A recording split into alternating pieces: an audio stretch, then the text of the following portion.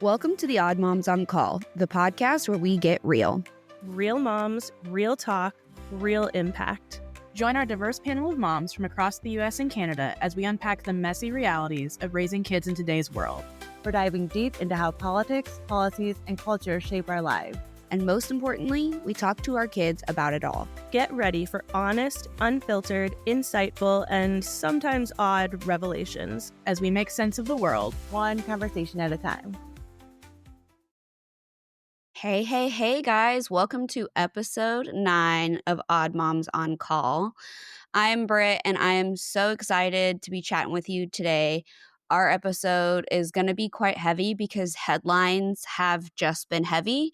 There was the large mass shooting recently in Minneapolis.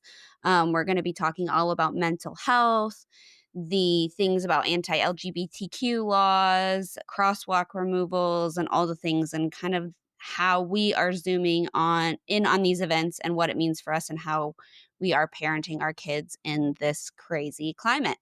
So again, I'm Britt. I am the host of the Odd Mom Pod, and I'm excited to be joining y'all today.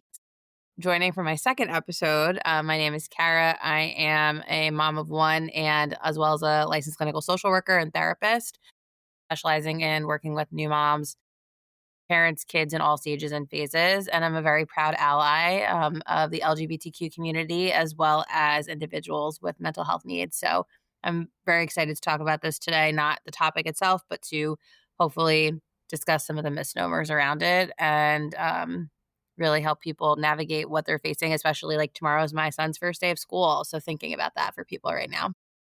And I'm Jess. I am a licensed psychologist, mom of 2, host of Psych Talk podcast. And like Kara said, I am passionate about mental health. One of my main areas of focus is working with LGBTQ plus youth. So this is a topic that, like both Britt and Kara, I'm very passionate about talking about. It is heavy, but it's a much needed discussion. I love this so much. I guess I didn't really go in depth with my intro because I'm cool like that. But I am a member of the LGBTQ IA plus community as a trans individual myself. I'm trans and non-binary and very much on the queer spectrum as far as all that goes, and a mom of 4. I'm currently a registered nurse, and that's my main gig, working in the emergency department in a high needs area here in Oklahoma City. And so it's been interesting to kind of see how all of this is impacting people along all spectrums of life. And I'm sure you guys see that too with your profession. So let's start with, I guess, the story that's been kind of impossible to avoid this week, which, like you were talking about, start of school and everything, is another mass shooting. But instead of focusing on like the weapons or the laws that could actually protect people and the narratives that have been twisted in ways that hit home close specifically for LGBTQ and trans families. So let's kind of jump into that. How are you guys handling that? Are you guys talking about your kids about these things? Like, my kids are older. All 4 of mine are in public schools. And so like active shooter drills and things like that are something that has not been like unknown to my kids or my family for a long time. But Jess, is this your first year kind of ramping up into that? And how are you navigating that? So it was interesting. Yesterday we were driving and my daughter, who's 4.5, just saw a flag that was at one of the fire stations we were passing. It was half-mast. And she goes, "Why is that flag not up all the way?" And my husband goes, "Oh, the shooting this week." And I was like, okay, let's take this different approach. And so I just said, when people die, sometimes flags are put at half-mast. And she asked a few questions about it. But that's really the extent of talking about it. But with regard to like being a mom and public school, so my kids' daycare, since my daughter has been in daycare, shut down one day a year to do active shooter training for the teachers. And I remember when she was an infant getting that first letter and being scared, but also saddened but also thankful, like scared that they're preparing that this is a possibility, saddened that it is a reality, but also thankful that even though, the kiddos are so young, the teachers are taking initiative to learn what to do in that situation. But I still hate the fact that we have to even think about that. Kara, how are you feeling with your kids starting school tomorrow? Oh Yeah. my gosh, I So, totally messed up who said was starting school tomorrow. oh, That it's was my fine. bad. It was fine. We're going round robin. We're here. It's all good. No, what was I gonna say? Yeah, no, my son's 4 too. It's his second year back in the same school. He's in like a private preschool right now. And I was thinking, actually, it's interesting since this has happened that because there are so many other things going on with him starting school that I didn't dig too deeply into how they handle things like this and what their drills are like. And I'm going to ask them now because it was something that hasn't even crossed my mind. And I think sadly that's because it shouldn't have to. But I do worry about him. I mean, he's in a program now that supports his needs because he's neurodivergent, and just being able to access like, you know, anything from understanding the directions to like why is this happening and how like sensory overload that might be. I just think about what that would be like for him. And I started out my career before I ever was in working in private practice, working in school. So I remember doing these drills, and I think about that now as I send him off. I remember doing training a while ago, called Alice training. So that was the type of response our school had, which is like a fight back approach. And I remember we had police come in to drill with us. And I took like a cart, like a rolling cart, and held it up like a shield. And they told us they were going to have people come in and to actually attempt to like fight back to practice this. And I was like the only social worker in the school district, and just thinking how like this is in and of itself, this like reenactment to practice this is like so activating for people. And I was quite activated to the point that we did not know that the drill was over because they messed up the communication. So when the guy came in, we all went at him, and I literally like threw something at him, and he was like, stop, stop, stop. And because I was so like, I'm going to fight back. And the joke was like, oh, if this ever happens, I want you in my classroom, to me. And I was like, I hope this never, ever happens and we never have to do this, because this also just showed how disjointed this can be. And I think that that is something I carry with me of how we're now asking kids to go into situations and parents to have so much trust. And I know what it's like to be on both sides of this now. And it is so unsettling for me. And yeah, it's just the whole thing is just really just so disjointed for me, just thinking like, how are we supposed to navigate all this as parents? My son does not know what's happened. We're at the age now where we've passed cemeteries and we ask about what dying means. So that's coming up. And I think that eventually this is the next phase where he'll start asking me questions about this kind of stuff. And I think I'm holding on for dear life for him to not have to know any of that stuff that I know, because it's so daunting when you've been on both sides of it. Yeah, I think I've never been a teacher and haven't really ever like worked in the school. So, any of the kind of drills that I've done at work have been primarily like mass casualty drills working at the hospital and how that's different. And, even with this last one, I saw like a news story about one of the nurses who was working at the hospital, and one of the children that ended up coming in ended up being one of her children. And like, I genuinely like, those aren't things that I think you prepare for. And the fact that we are, in a country and in a situation where this is something we are having to prepare for is mind blowing. I think, I really want to touch to, with this specific school shooting and the shooter being trans and the twisting of the right-wing media into now this being an identity story, and people are talking big about how, oh, it's, it's not the guns again, it's the identities, it's the people kill people, and the mental health that people often cite as like the main cause. But then at the same time, we're looking at, Trump and our Republican Party across the board are cutting resources and blocking gun reform.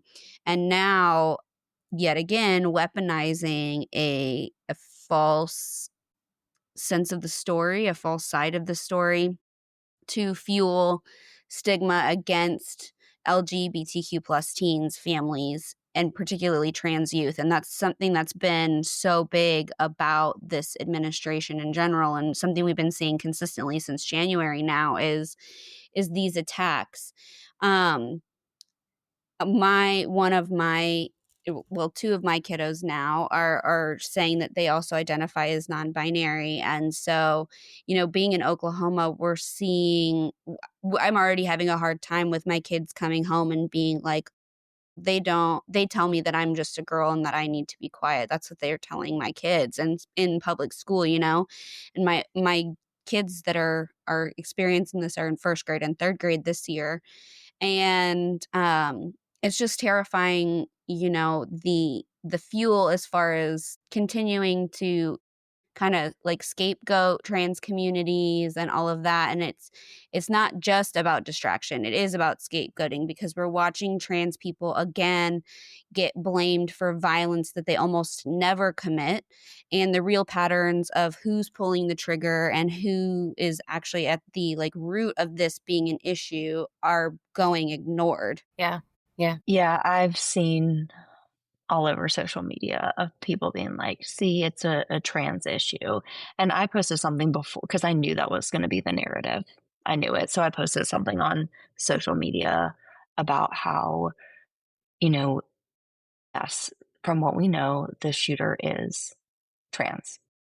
And that doesn't mean that their identity is the cause or the reason for the shooting. And if we look at statistics on characteristics of people who are perpetrators of mass shootings, it's overwhelmingly white men. Men in general, I think it's about 98%. White men is like 58%. And we don't hear when it's another cisgender man, it's a man issue. We hear, oh, well, it's a mental health issues. He is the exception to the rule. But when it's a minority of any type or a marginalized individual, we somehow blame their identity. And there are good and bad people of all types. And I think people fail to recognize that, because if we're talking about the shooter in particular, and looking at the socio-political climate, it's, like you said, Britt, an easy scapegoat. We already know there are so many negative narratives about the LGBTQIA plus community in general. And so having a trans shooter makes it so much easier for people who believe that narrative to jump on this bandwagon and blame this awful tragedy on the individual being trans. Yeah, I agree. I feel like the thing that you mentioned earlier, Britt, just about sort of this idea of, and both of you have around scapegoating, that's really critical, is that two things that come to mind for me. And I'm thinking about even just some of the queer kids that I'm working with in my offices and just that I know, and sort of the conversations that have come up in the recent time that has passed since this occurred around what are people going to say to me? And I saw this posted on social media, and I think what's really challenging is that there was this automatic jump to this identifier of this one piece of this person that was latched onto around, I think, not only like this is the reason, but we didn't even know anything about this person. I remember seeing the picture of this person and their name and then this one piece, and it's like that became the story, and the investigation had not even begun. And I was fascinated by that. And I think that's what I've shared with the kids that I've worked with, of you're facing being a person that is going to have a narrative crafted about you before you even open your mouth, because people look at you, they make assumptions about you, and you're already facing this, and this is going to be fuel to the fire, and it's not fair. And just being able to help them feel validated in that, I think, is really critical, and just acknowledging that piece of this, and finding safety for them of who are your people that you can talk to about this. And like, if you notice something is happening or you're feeling unsafe, do you have people that you can go to? Are there people that we need to identify that are not safe right now so we can figure out what to do in those situations?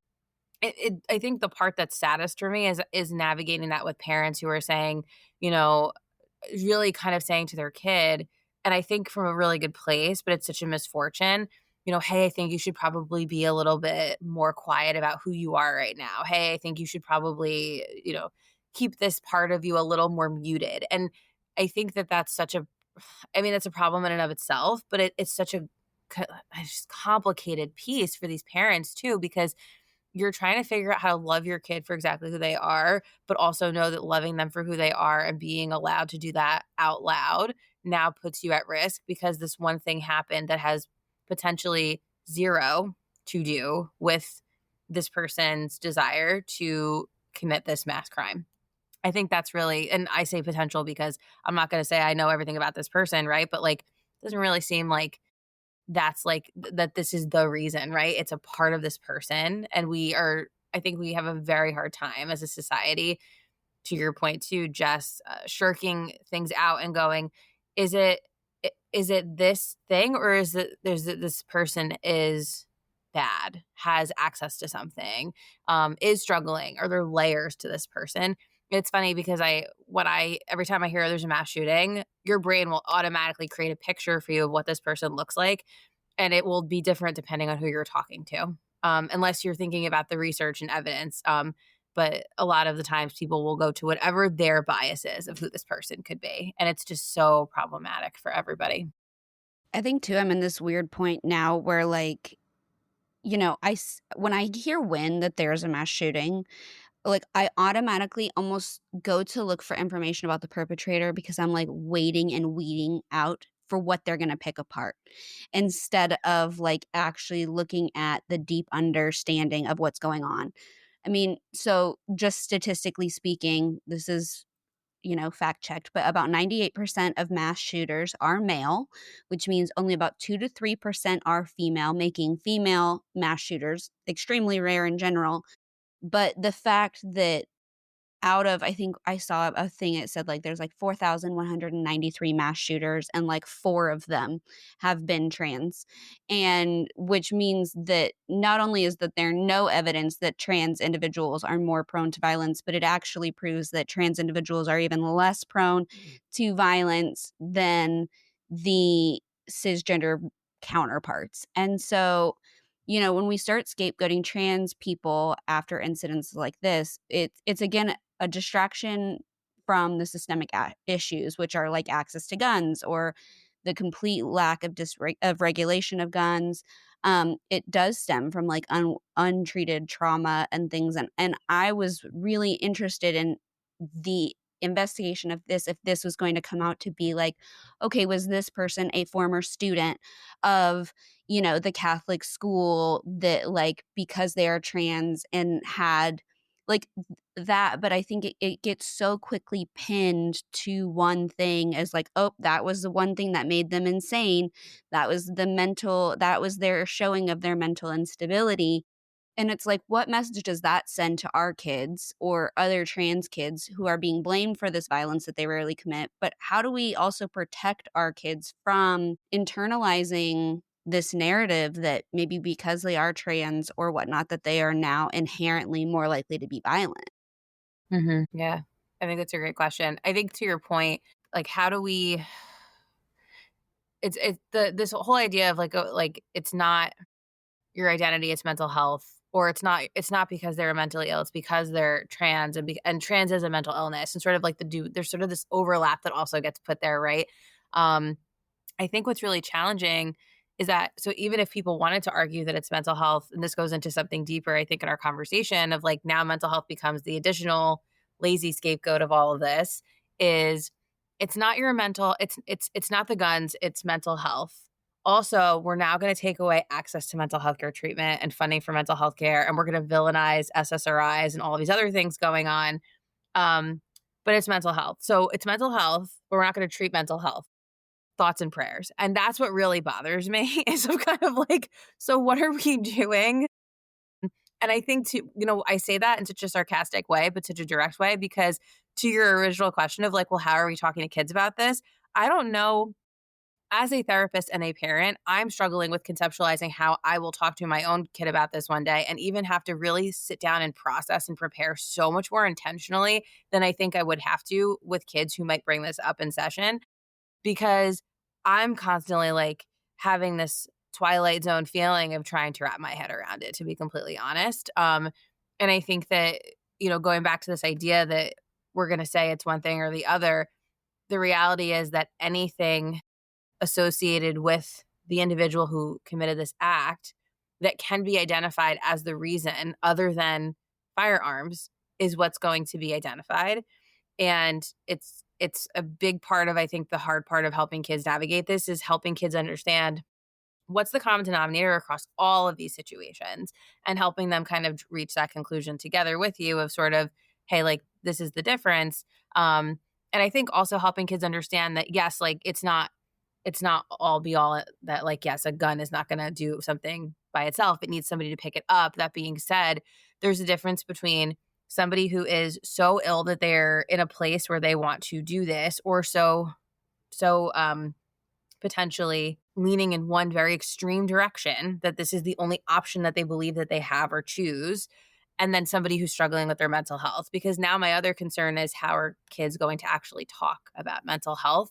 And kids who are digesting sort of the same narrative from their home environment around, oh, it's not the guns, it's mental health, or it's because they're trans, or it's because they're anti-Catholic, or whatever it was in the story.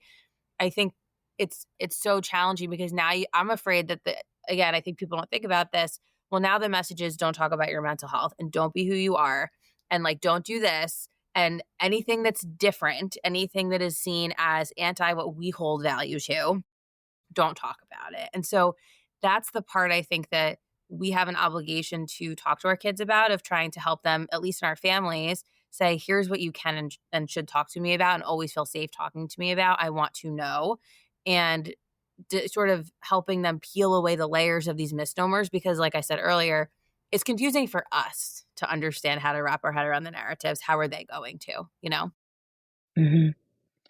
Yeah, I completely agree with the things you're saying, Kara. And as a parent and also somebody that works with primarily adolescents, and a large proportion of my caseload is LGBTQ plus, I know, or I'm expecting this week, these conversations to be coming up, because we know, especially as somebody living in the South, that trans youth in particular, but LGBTQIA plus youth, generally speaking, already face so much harassment, isolation, things like that. And the thing that keeps coming up for me with this narrative of the reason is because the shooter was trans. You have people, especially online, but grown adults, that are now basically bullying trans individuals, whether they're not actually talking about a particular individual or not. But just hearing those messages like, okay, you have a mental illness, or trans people commit mass shootings, they're the issue, things like that. And so then I'm thinking about, kids, teens, even adults internalizing those messages when they're already receiving other negative messages about their identity. And then I think of another layer of, if we look at the research on factors, like, there's no one clear profile of a mass shooter, but there are heavily researched factors that are associated with increased risk of gun violence. History of trauma is a big one. And for school shooters in particular, bullying is a big one. And so now you have a bunch of strangers basically bullying people they don't even know for their identity. And what is that going to do? Like, and I'm not saying everybody, obviously, who is bullied is going to go commit a crime or do something horrible. That is not what I'm saying at all. But like, if somebody is already feeling really low and isolated, and then they're getting these messages that, like, well, you're nothing more than a school shooter, like, what's not to say you take their isolation, you take their bullying, maybe they have a trauma history, maybe they do have poor mental health, maybe they have access to guns, and you put all those factors together, and who knows what is going to happen. And I think, Kara, you said this really well as well. There's so many layers. There's not one factor. And I think that's another hard thing when talking about kids in the developmentally appropriate way. Like, my daughter's 4. Like, there's only so much that she is going to understand. But I think when we do have conversations with kids as parents, as we're all in helping professions here, therapists, nurses, we need to talk about the nuance and like make it clear it's not black and white. Well, and you can do that in a developmentally appropriate manner, even if it's something like we don't know all that was going on. There's a lot of reasons people might do bad things. And then even asking your kids, like, at times that maybe you've done something bad when you like didn't listen. What was going on? Or have you ever seen somebody do something bad? What might be some reasons?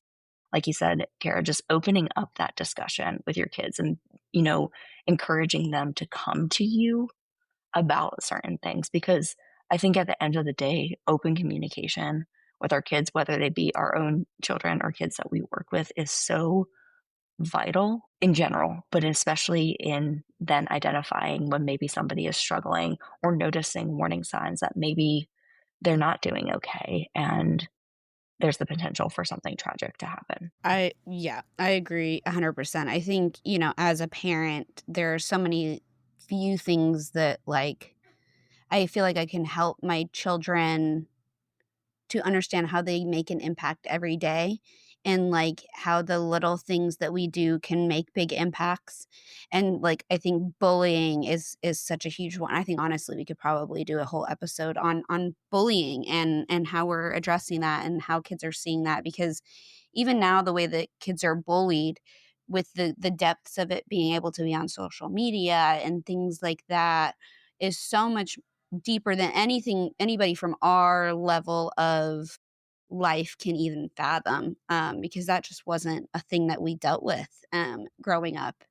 um, I think that what Kara said, the importance about it, making sure that we're turning it back to like ensuring that our kids, I mean, you both said this, ensuring that our kids really know that they can come and talk to us, and having that open dialogue of discussion. But also I think too that really opens up the door for like helping to de-stereotype and destigmatize a lot of things too. In our little rundown here, just some like data points here. Diagnosed serious mental illness is not a main driver in school shootings across the board. So the Columbia Mass Murder Database found that lifetime psychotic symptoms um, were found in about 11% of mass murders, and those among mass shooters with firearms was about less than 8%. So that study concluded that focusing prevention solely on serious mental illnesses would have limited impact, because compared with gun access and substance misuse, poor violence, and things like that, that those things were just as big of contributing factors. And that most violence in society is not actually caused by serious mental illness, that only about 3 to 5% of violent acts to people are from people with serious mental illness, but and that those with mental illness are actually much more likely to be victims of abuse and violent acts than perpetrators of them, which is I think is a huge conversation that like I have with my kids in general, that like often, you know, neurodivergent kids are kids with high needs that like they are often painted as like a danger to other children. In reality, when we look at actual studies, that those are some of our most vulnerable populations, and that those are the people who are most at risk. And so I think those are conversations that, you know, obviously developmentally appropriate. That doesn't make sense for a 4-year-old. But for my 11-year-old, like those are conversations that we're having about ensuring that we aren't stereotyping those types of things or diagnoses or things like that, because that doesn't necessarily mean anybody is more at risk for anything else. The other last couple statistics, that the FDA warned that suicidality risk in youth is not equal to homicidal ideation, and that antidepressants that carry a black box warning about increased risk of suicidal thoughts and behaviors in teens, children, young adults, does not say that they cause homicidal or mass shooting behavior. And I think that's a big one right now. I think SSRIs are under a large attack from our government, and the thoughts about that. But you know, there's no credible evidence that SSRIs cause mass shootings. And in one study, they actually found that lifetime antidepressant use among mass shooters was only about 4%, which is actually below the general population rate, which I think kind of speaks to the fact that people who are likely to commit these acts are people who aren't getting the proper support or medications or things that maybe these people were something that could have benefited from some of these sorts of medications, but because we are demonizing these medications, it's only going to get worse. Yeah. I think that, to your point, it goes back to the fact that what policies are or are not happening are going to continue to drive the challenges we're facing and or change them. And it's not just these policies around mental health, it's also the symbolic impact of the policy. And so, to that point, thinking about the fact that how we look at the overlap between who we're talking to and how they view what is mental illness or mental health and what is identity or sexuality, and gender identity as well, people are sort of not understanding those concepts individually anyway, and they're sort of blending them together now. And the symbolic attack that's coming from the way that policy is or is not being driven and or being responded to is now happening in other places, just like it is around mental health. So in Florida, we're seeing like rainbow crosswalks and murals being erased, and we're constantly seeing shifts in the way that communities are now really directly starting to undo or overtly share negative assertions and perspectives towards the LGBTQ plus community and families. And it's really impacting, I think, safety, feelings of stability in communities. I know I certainly have had many conversations actually with some of my own clients who are queer parents about their experiences and their fears of what their families may experience. And I guess I'm curious for you too, what your thoughts are on how do we explain that erasure, the omission, if things are happening in our communities or our kids are seeing things in the news around changes that are being made and sort of what that message is and how we respond to that message when it comes to what they might be facing or what their friends are talking about or other families are either asserting positive sentiments to or also just sharing when they're around, and what you guys are noticing about that. I think, all these conversations are difficult in general. And, when I think about like conversations I'm having with kids, quote unquote, it's usually not my kids because my kids are 1 and 4. But I think about the conversations I have with my clients. And a lot of times, it's a balance of just giving them space to say what they have heard, their understanding. There are times they will ask me for clarification on things. And a lot of times when that happens, to be as objective as possible, especially if we're in an in-person session, I'm like, hey, let's look this up together. Let's look up a few articles together because obviously I don't want any of my biases or preconceived notions to come into the therapy room and influence my clients one way or another, especially because I'm not their parent.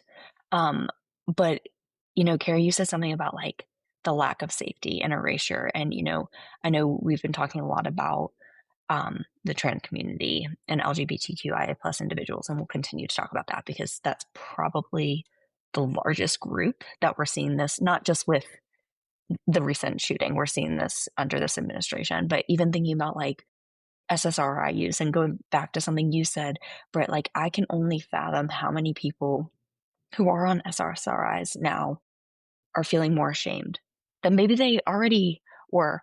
Maybe there's people that are like, I'm going to stop it because I don't want people, even if I know it helps me, I don't want people to assume that I am going to go out and commit a mass shooting.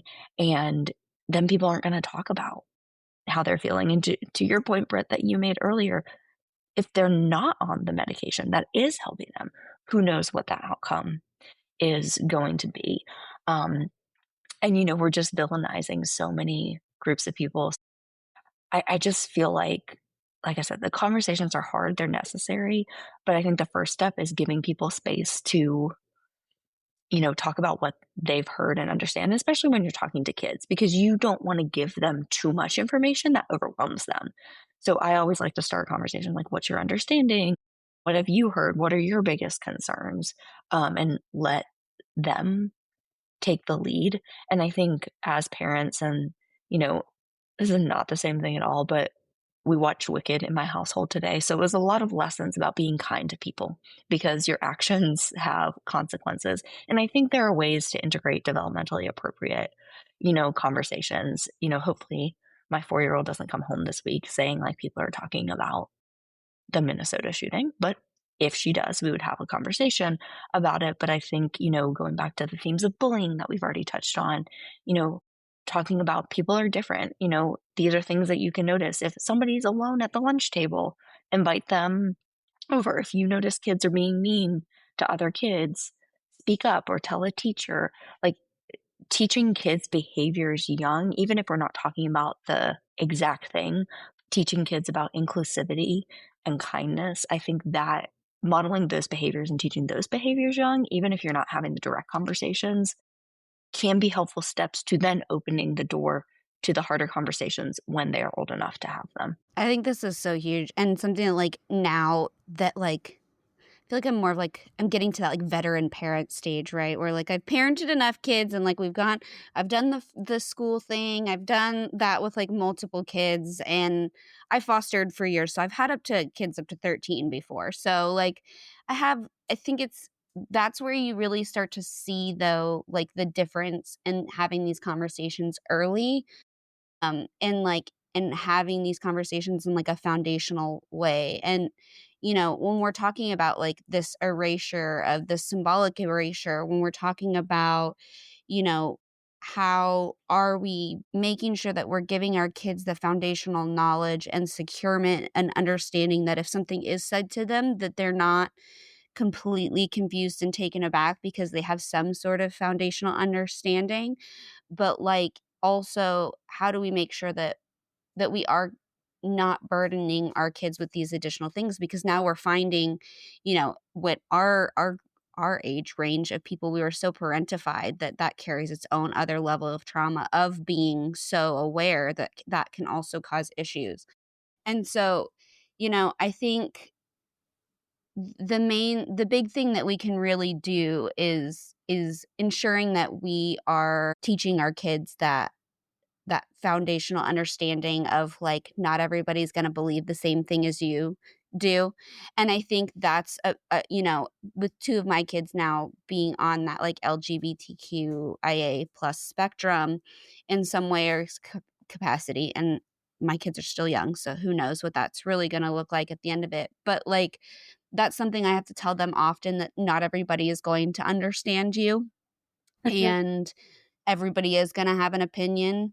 And I tell my kids all the time, opinions are like buttholes. Everybody has one, but that doesn't always mean they're for sharing. And so um and so like that's what we talk about, and that's my kid, I we do have a lot of conversations that come home from the school of like this the boy at school asked me why I use the girls' bathroom if I'm a they or them. And talking through those kinds of things where like those are hurtful rhetoric that other kids are hearing from their parents, and you can't control that, and you can't control what your kids are going to come in contact with. But like the only thing that we really can do is making sure that like we are holding on to those important symbolic things in our homes. And like even though the world outside of us and the teachers outside of and the kids outside of the confines of my family, especially being in here in Oklahoma, aren't going to understand why you at 8 think that you can understand that you don't feel like either gender,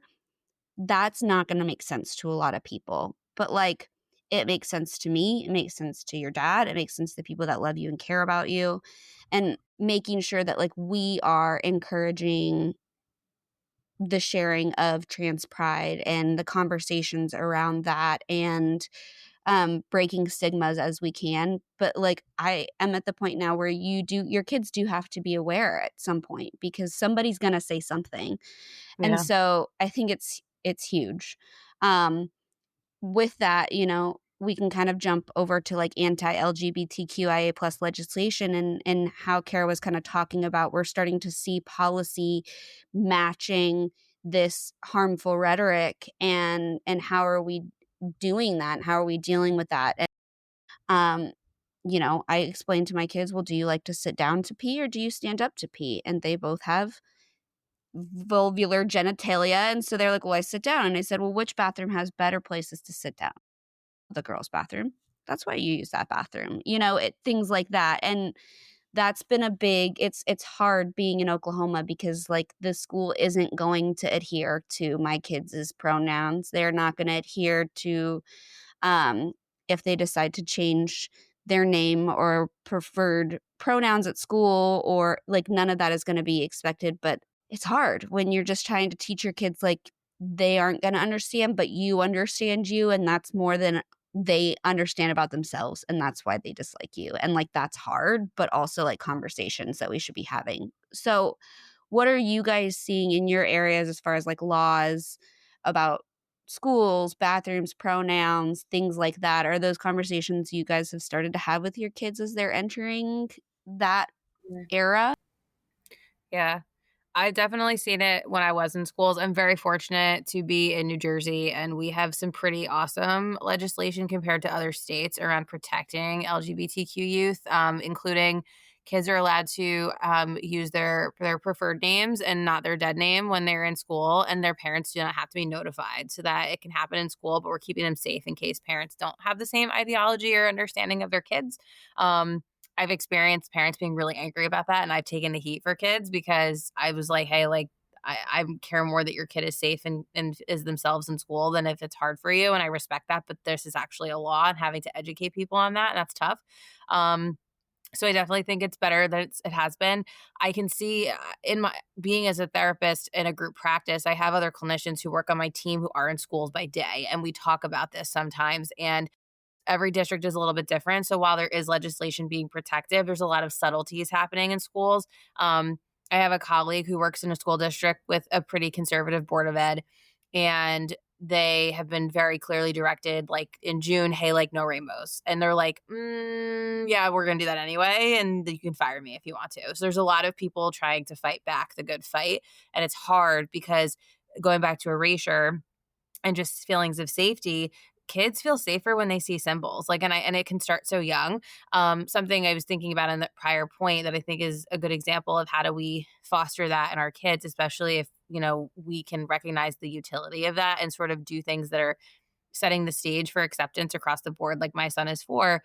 It starts with just how we respond to basic things that they question or do. So like, for example, if my son sees me putting makeup on, he'll go, Mommy, why are you doing that? And I go, oh, because I like it. And he'll go, why do you like it? It's fun. Can I do makeup? Yeah, here's a brush. Do your thing. And like, he'll put on some like bronzer or brush. I'm like, all right, I'm like, it's a little too much. We got to like tone it down, friend. But you do you. And like, or like if I was painting my nails, he'll be like, I love your nails, Mama. Can I paint my nails? Yeah, sure. Go ahead. And like, and I'm really glad that I have a husband who's also a teacher who will be like, yeah, like let him do it. Like, who cares? And like, and it's like, it's not, like we decided that somehow in this society that like all these things are specific to a gender. And he's like, yeah, like it's paint, like it's color, like who cares? So it's very much about those narratives that we can instill in our kids earlier. And also just explaining things very matter of factly. So like when I have a really good friend of mine, they have children, and it is 2 moms. And my son was like, oh, they have 2 mommies. And I was like, yeah. And he said, that's cool. And that was the end of that conversation because he's 4, and it was just like, yeah, that's how it is.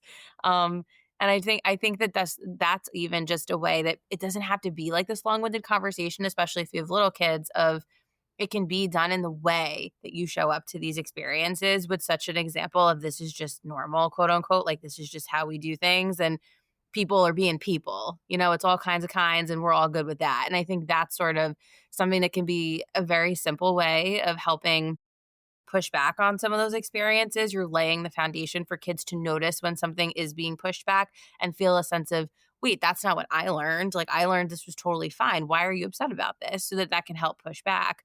And I think that a lot of us as adults have the responsibility to notice when kids are in systems or experiences where they're going to experience that pushback. And it's tricky when it's legislated. I mean, I'm licensed in other states where it's not like that. And I know that I'm very fortunate in the Northeast that it's a little bit of a different climate, and we have some pretty strong advocates in this community doing work to ensure the safety of our queer kids and just families. But it's something that from a de facto standpoint, not necessarily a legal standpoint, it's happening in communities everywhere. And the unfortunate part is it paves the way for law to change, because there becomes that subtle message that, yeah, we want to, remove quote unquote gender ideology from health education, when really we're just talking about bodies and identities, and it's just like who people are. And that's, I think, one of the challenges is people are afraid of what they don't know or understand. So the more that we teach kids that this is okay and there's a sense of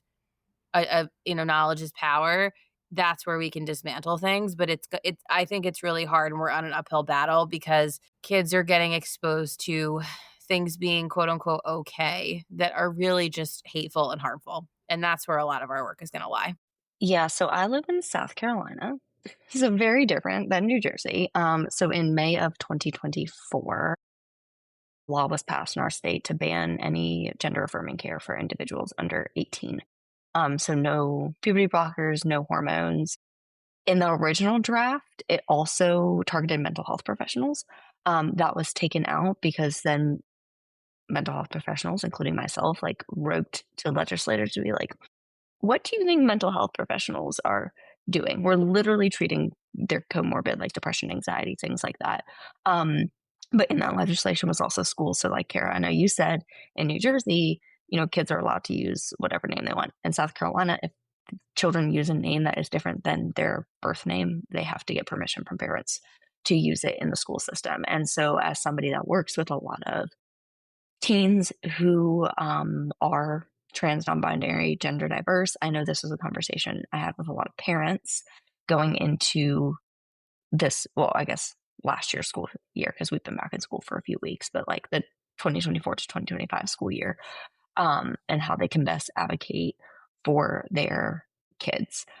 So yes, I unfortunately live in a state that is not inclusive or accepting of LGBTQIA plus youth. But I will say, even though that is the case, we do have pockets of communities that are doing really good work advocating, showing up to, hearings, rallying, writing, counter legislation, or, all of those things.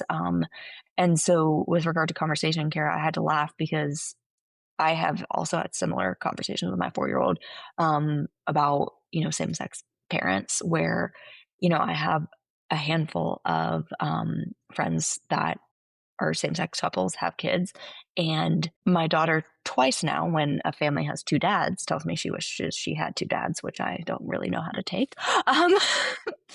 But when a family has had 2 moms, she's like, okay, cool. I'm like, okay, what does that say that you want 2 dads, but don't feel the same about 2 moms?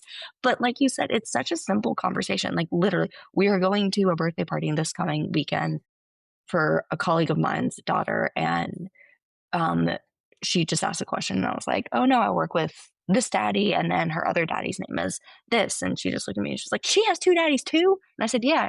And that's when she told me she had 2 daddies as well. End of conversation. It's not hard. I think as adults, and I say this all the time, we overcomplicate things, and we think that kids won't understand things because we are thinking of things at a higher order level.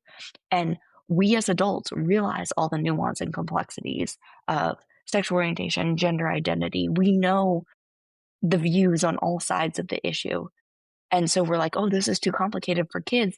But kids just see 2 loving parents and like, that's cool. Can I go color now? Because I'm over this conversation.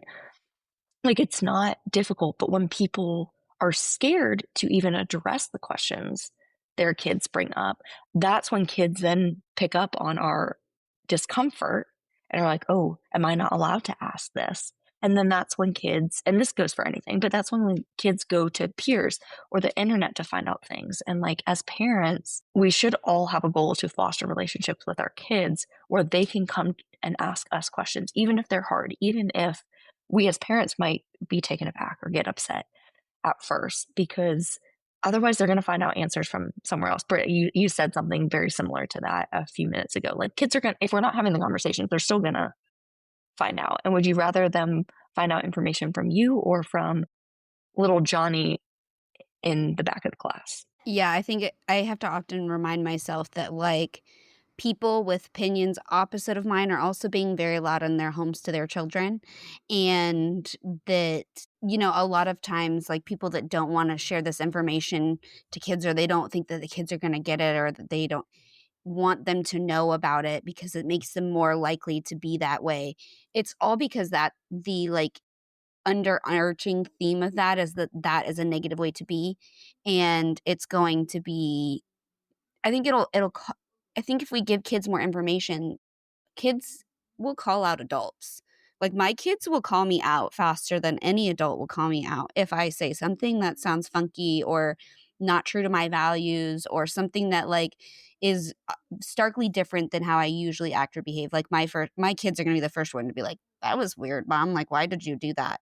And I think, when it goes to show, like, the level of communication that you have with your kids when you are able to talk about these sorts of things, and to give them that comfort in talking about things with you. And I think, you know, as adults, especially with adults with various life backgrounds and experiences, like, the nuanceness of all of these topics feels so large because of people's misunderstanding of a lot of the things, that helping our kids and giving them language and understanding of, honestly, just the solid basics of it. Like, just the solid basics of, like, people can love who they're gonna love, and, like, you're gonna love who you're gonna love, and, like, that looks different. And everybody is different, and all of our individual things are what make us beautiful and incredible, and what makes us different is what makes our world a better place, because we all can learn and grow from each other. And so I think, when we're talking about these, like, big scary things, right? Like, these big horrible headlines, shootings, laws disappearing, all of these, like, scary things, that, like, really the only age appropriate ways that we can kind of explain these issues is boiling it down to the basicness of, like, at the end of the day, we're all humans. Um, and we all have our own individual experience, and each of our experiences is important. And, kids are gonna come home with questions. Well, like, why do they think my kids come home with questions? Why do they think that I shouldn't be able to be a they or them? Why is that confusing for them? Why don't they understand? And, at the end of the day, it's helping our kids to understand and navigate that, like, the human experience is individual, and that empathy is important, and showing them the community parts of their life that are important and loving and affirming, and how we can create safe spaces and be a light in the bullying, and being aware, having our children be aware of when other kids are being bullied, and how they can be a light to those things, because that at the end of the day, like, we can't control everybody, but we can only control what we feed to our kids. And I think showing them the importance and love and connection and important of staying connected to each other and to our safe spaces is really one of the only ways we can help prepare our kids to navigate this crazy ass world. Love that you just brought up connectiveness, because I think so often we underestimate the power of being connected with one another.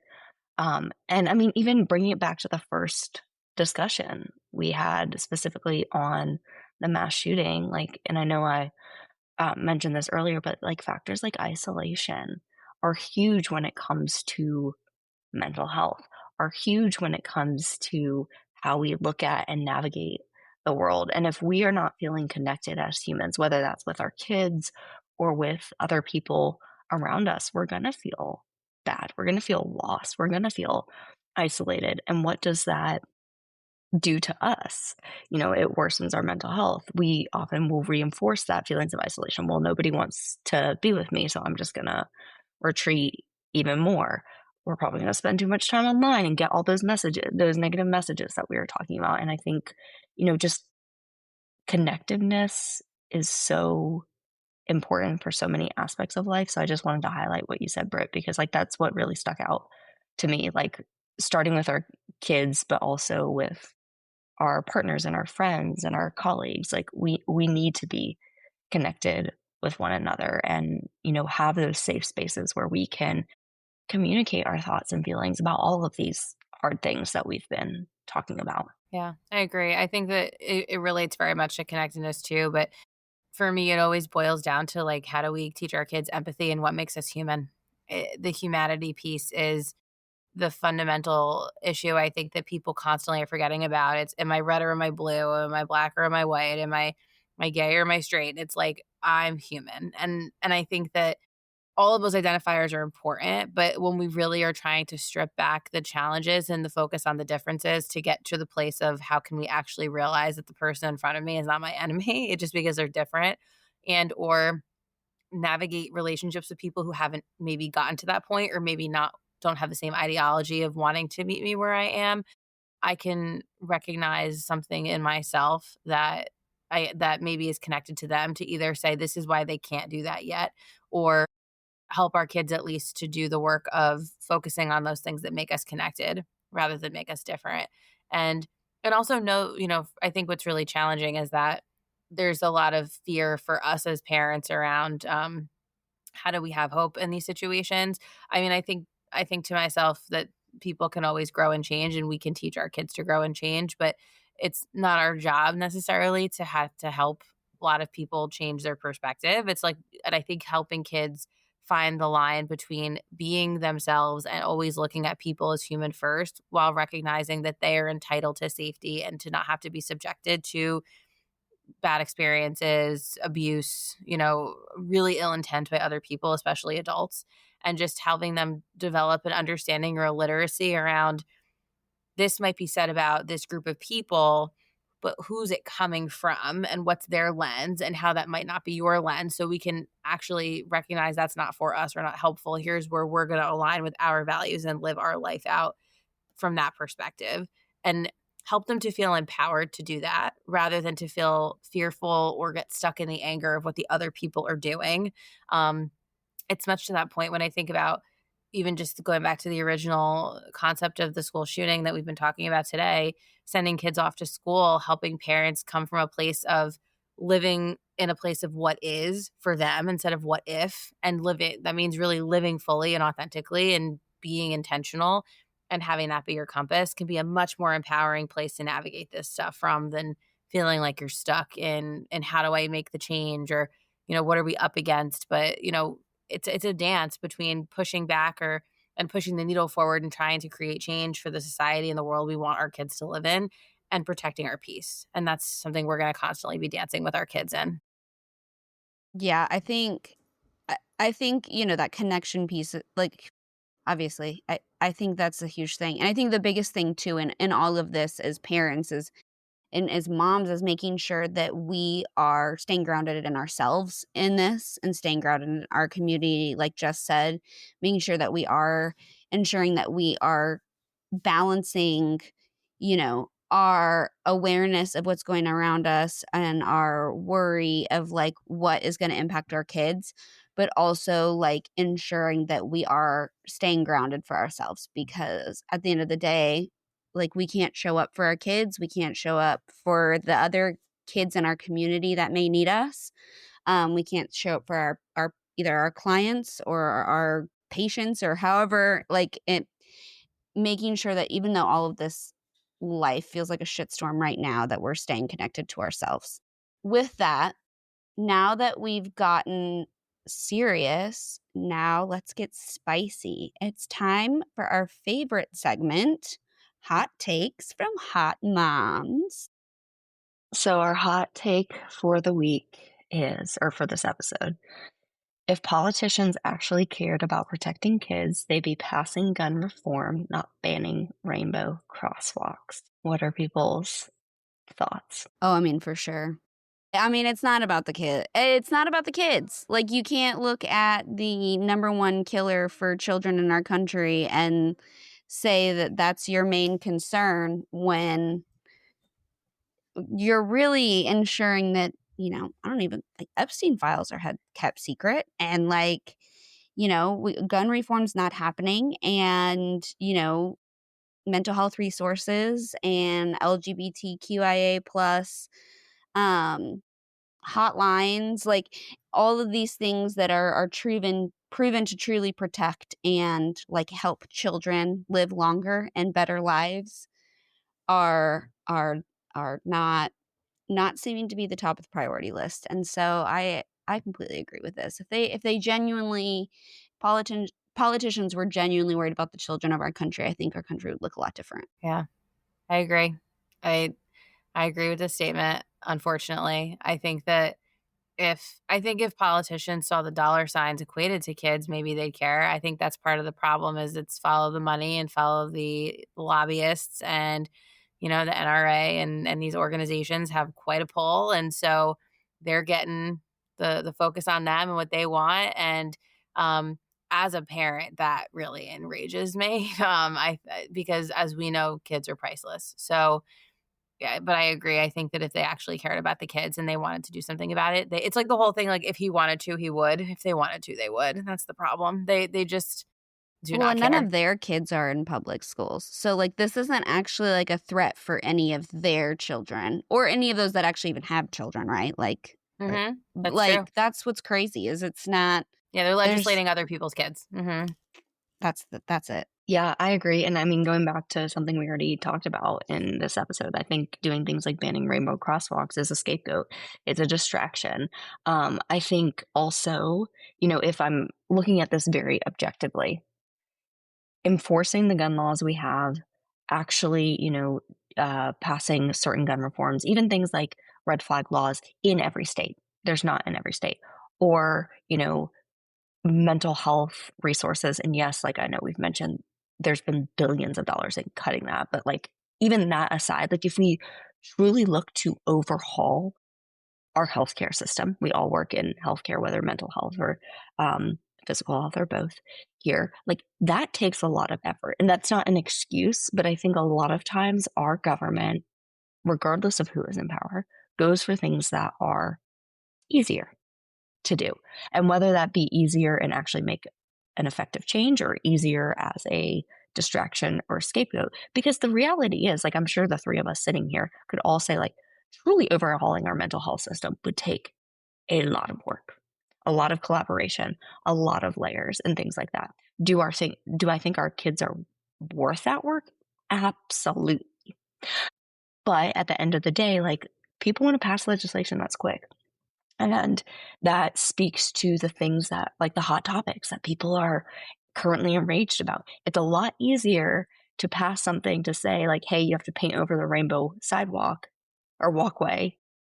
I mean, I don't realistically know how much it costs to paint over a rainbow crosswalk, but I'm 99.999% sure it's a lot cheaper than trying to reform the mental health care system, or it takes less time than getting, a very partisan government to come to agreement on something like gun reform. So, once again, none of that's an excuse. I absolutely agree with the hot take. And I think part of it is distraction, scapegoat, and they try to do things that don't take nearly as much effort as the things that would make true change. Well, and I think too, it would boil down to like a large number of money that is being that's being fraudulently funded to these big billionaires who are making these. It would actually require those funds going to things that they should be going to. And I think that's I think Kara was right on the money with that too. When you're looking at dollar signs, that it seems easier to pay out of money to overpaint a sidewalk and some lawyer to defund that or to like stand up for that and say that that was the right thing to do than it does to rebuild a whole system. I like this quote. It says, "We don't get to choose the world our kids are born into, but we get to choose how we show up in it. And showing up together, that's how we build something better." So with that, we can't solve all of these problems in one podcast episode, but we can point y'all towards people who are fighting the good fight. So before we sign off, here are some resources that we think that every parent should have bookmarked currently. For Democracy and Protest, check out The Little Justice Leader. It's a monthly activism box and curriculum for kids. And there is a kids book about activism, which is great for ages 6 to 10. If you're talking about war and violence, PBS Parents has a great guide called How to Help Kids Feel Safe When the News is Scary. And National Child Traumatic Stress Network offers resources for families navigating war, terrorism, and other disasters. If you're looking for resources on how to understand the current humanitarian crisis, UNICEF and WHO are reporting on famine and malnutrition in Gaza still, and groups like Hamada Show's Kitchen show us what resilience and community care looks like. For political literacy that's kid-friendly, try Kid News. It's NUZ, KIDNUZ, which is a 5-minute daily podcast for kids. Or the 10 News, which it breaks down current events for ages 8 to 12. And the News-O-Matic app is also a great tool for global perspectives for kids as well. For parents who want to take action, we recommend looking into Moms Rising for advocacy on family policy, the Vote Mama Foundation to support moms stepping into politics, and We the Parents, a nonpartisan support group that equips families with civic tools. All of these links are in our show notes, so pick one, share it with a friend, or talk about it at your dinner table, because parenting isn't just about raising kids, it's about raising the next generation of citizens, and that's where all of our real power lies. So thanks so much for joining us today. We appreciate y'all, and thanks Kara and Jess for hanging out with me and chatting tonight. You've been on the line with Odd Moms on Call. Because parenting doesn't come with a manual, but at least we've got each other. If you've loved this episode, don't forget to subscribe. Leave us a review and share it with your fellow moms or anyone else who could use a little chaos with their coffee. Got a hot take you'd like to share? Send us a message or shoot us an email at oddmomsoncall@gmail.com. We might just talk about it on the show.